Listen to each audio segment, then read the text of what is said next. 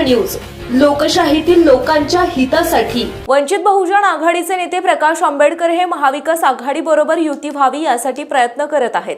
त्यातच आता लोकसभा निवडणुकीत वंचित बहुजन आघाडीकडून प्रवीण रणबागुल यांनी उस्मानाबाद लोकसभा मतदारसंघातून निवडणूक लढावी यासाठी स्थानिक पदाधिकाऱ्यांनी वरिष्ठांकडे मागणी केली आहे। बहुजन वंचित आघाडीमधील या घडामोडींचा अंदाज घेता प्रवीण रणबागुल हे उस्मानाबाद लोकसभा मतदारसंघात उमेदवार असतील अशी शक्यता वर्तवली जात आहे। लोकसभा निवडणूक नामनिर्देशन अर्ज भरण्याची तारीख तोंडावर आली असली तरी राज्यात महायुती आणि महाविकास आघाडीतील जागा वाटपाचा तिढा कायम आहे।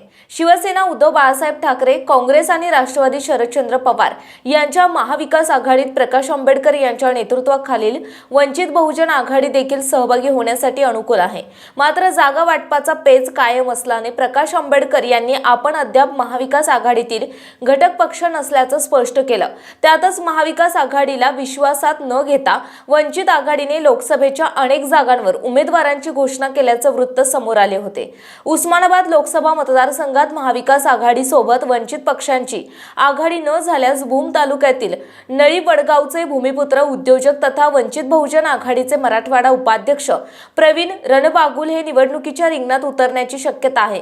रणबागुल यांनी 2019 मध्ये परंडा मतदारसंघातून विधानसभा निवडणूक लढवण्याची तयारी केली होती। मात्र ऐनवेळी सुरेश कांबळे यांना वंचित आघाडीकडून तिकीट मिळाले तरी सुद्धा रणबागुल यांनी कांबळे यांच्या खांद्याला खांदा लावून त्यांचा प्रचार केला होता। मागील 5 वर्षांपासून वंचित आघाडीच्या माध्यमातून शाखा स्थापना, विविध सामाजिक उपक्रम राबवले, कोरोना सारख्या काळात गरजवंतांना मदत केली। वंचित आघाडीच्या विविध पदावर त्यांनी काम केले। राजगृहाचा आदेश म्हणून त्यांनी मिळेल ती जबाबदारी स्वीकारली। त्यांच्यावर मराठवाडा उपाध्यक्षपदी निवड झाल्यापासून त्यांनी अधिक जोमाने काम केले आहे। याच कार्याची दखल घेऊन जर महाविकास आघाडी बरोबर वंचित पक्षाची आघाडी न झाल्यास प्रवीण रणबागुल वंचित आघाडीचे उस्मानाबाद लोकसभा मतदारसंघाचे संभाव्य उमेदवार असण्याची शक्यता आहे।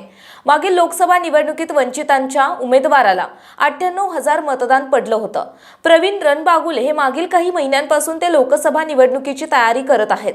केंद्रीय निवडणूक आयोगाकडून लोकसभा निवडणुकीच्या तारखांची घोषणा करण्यात आली आहे। या पार्श्वभूमीवर इच्छुकांनी मोर्चे बांधणी सुरू केली असून गाठीभेटी घेत तिकिटासाठी प्रयत्न केले जात आहेत।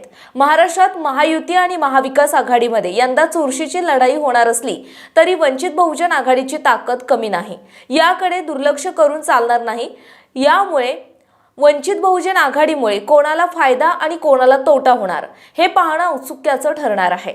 संपादक आशुतोष बनसोडे।